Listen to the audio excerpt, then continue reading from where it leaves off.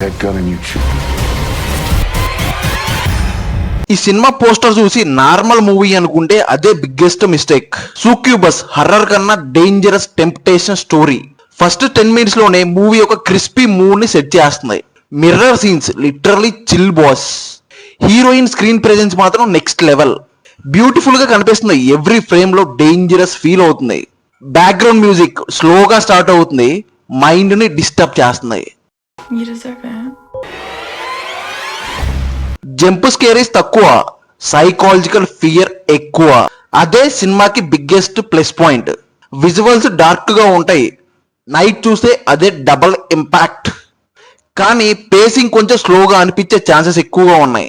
Especially mid position లో story కొంచెం drag అయిందన్న ఫీల్ పక్కా వస్తుంది. కానీ సస్పెన్స్ రివీల్ అయ్యే టైంకి మూవీ ఇంపాక్ట్ మళ్ళీ డబల్ అవుతుంది, పికప్ అందుకుంటుంది.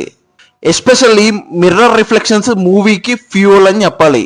ఇది అడల్ట్ హర్రర్ మూవీ ఎక్కువ కాబట్టి ఫ్యామిలీ ఆడియన్స్ కి ఇది కాదు.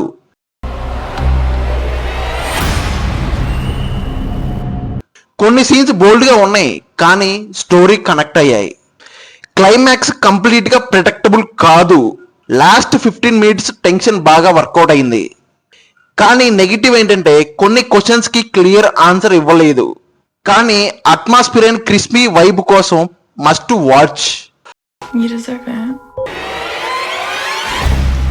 ఓవరాల్ గా succubus slow poison horror thriller. Horror lovers కి డెఫినెట్లీ వన్ టైం వాచ్. మీరు చూసారా? స్కేరియా, బోరింగా? కామెంట్ లో చెప్పండి. ఇంకా నా రివ్యూ నచ్చితే లైక్ చేయండి, షేర్ చేయండి, సబ్స్క్రైబ్ టు రాజారావు రివ్యూస్. మళ్ళీ నెక్స్ట్ రివ్యూలో కలుద్దాం. Thank you.